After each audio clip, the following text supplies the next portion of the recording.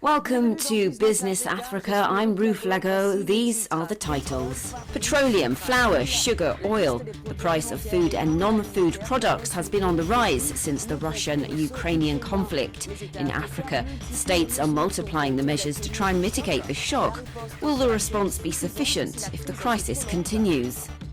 Ghana is making changes to its various public services. Its objective? To increase their accessibility and state revenues and to facilitate financial inclusion. The focus on the benefits of the digitalization that's begun. And finally, in Burundi, coffee production is in freefall. Why this drop in production? The anger of farmers and the lack of traceability of actors in the sector. In Africa, governments are stepping up actions to mitigate the impact of the Russian-Ukrainian crisis on the wallets of their citizens. According to UNCTAD data, no less than 25 African countries import more than a third of their wheat from Russia and Ukraine. 15 import more than half, and 2 countries, Benin and Somalia, import 100%. So how is Africa trying to limit the impact of this crisis? Egypt, which imports 85% of its wheat from Russia and Ukraine, says it has decided for the first time to cap the price of bread at less than $1 and to increase its budget for the purchase of cereals by more than $800 million. In Morocco, more than $200 million will be disbursed to transporters who are suffering from the soaring price of crude oil, while in Ghana, to save nearly $400,000, government salaries have been cut by 30%, and Accra will forego foreign travel by members of the government and the purchase of imported vehicles until the end of the year. In addition to these measures, fuel prices were reduced by 1.6%. In Ivory Coast, the prices of 21 products have been capped, including rent, electricity costs, and a 3-month ban on the export of food products. The government says it has paid $85 million in partial subsidies for petroleum products. Africa imported $4 billion of agricultural products in 2020 from Russia. To get the continent out of dependence, the African Development Bank, AFDB, has proposed a plan of $1 billion to stimulate wheat production. To talk about the response of African countries to inflation, I have Mr. Yusuf Karius, economist and director of Pulsar Partners. Welcome to Business Africa. Thank you, Ruth, for the invitation. African countries like Côte d'Ivoire have taken various measures to put their economy back on the right track in this period of crisis in Europe. How do you analyse these reactions? Are they effective? Yes, these are first of all short-term measures. I have called for the prices of certain foodstuffs to be frozen as a matter of urgency. And then we must be honest. These are measures that will be applied and that will serve for a limited time. Indeed, if the global inflation crisis, which had already started before the Ukrainian war, it must be mentioned, if this crisis persists, the possibility of freezing prices for the population in the long term will be a little bit more complicated for the states to absorb. Speaking of Côte d'Ivoire, prices are frozen for 3 months. If the crisis continues, will the government have the means to renew them? I think that the African states are quite capable of absorbing them. The impact, of course, will be on the long-term period of the public deficit, which will clearly have an impact on the public finances. The states must be able to benefit from financial assistance to absorb the public investment necessary for emergency situations. I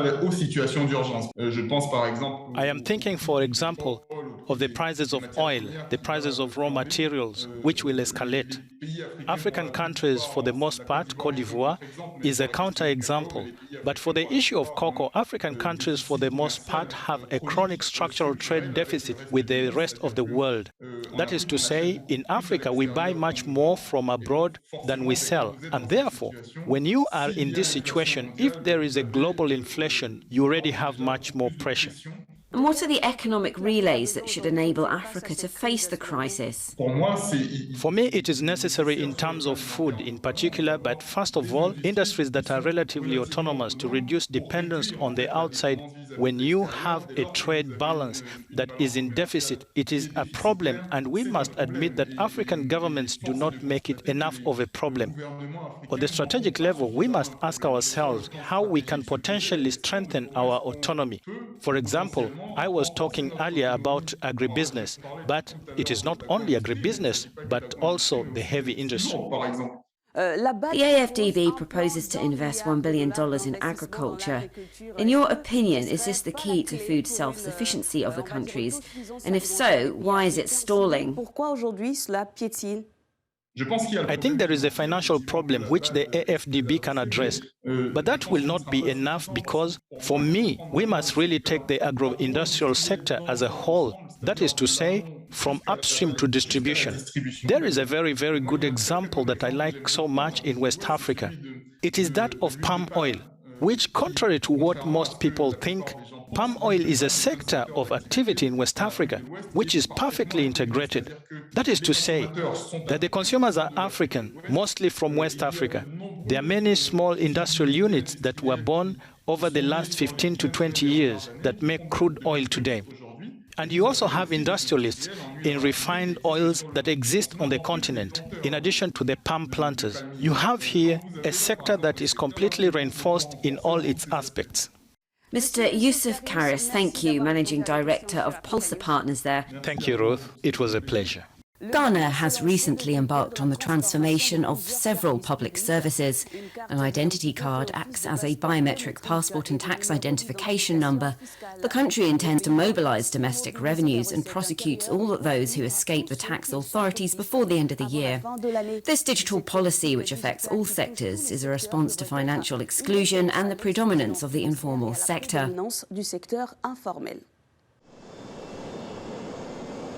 Tax authorities in Ghana have launched a digital platform to collect taxes from non-residents and other platforms.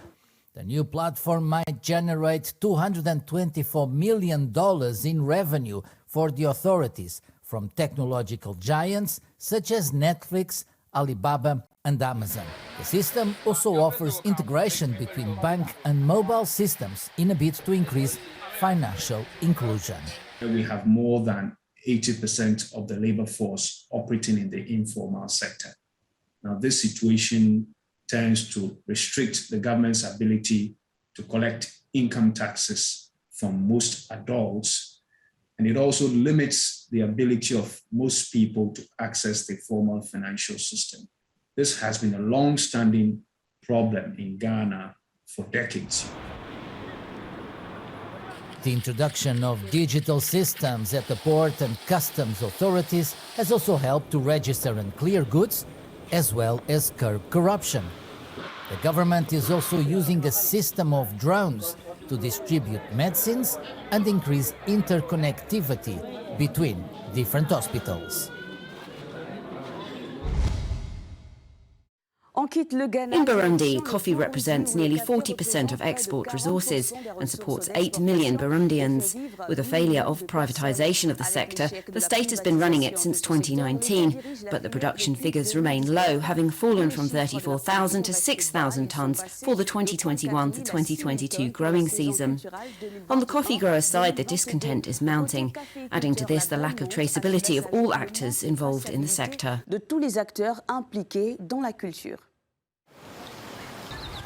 In Burundi, coffee is no longer fascinating. After the failure of the liberalization of the sector, the government took the decision in 2022 to re-engage in this sector. The sector is struggling to get back on track given the results of the 2021-2022 campaign. The overall quantity of green coffee produced is 6,490 tons, 662 kilograms. The overall quantity exported until March 15, 2022 is 6,216 tons.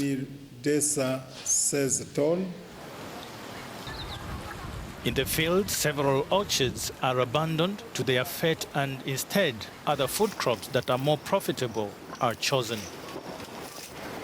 In fact, there are too many commission agents in the coffee sector.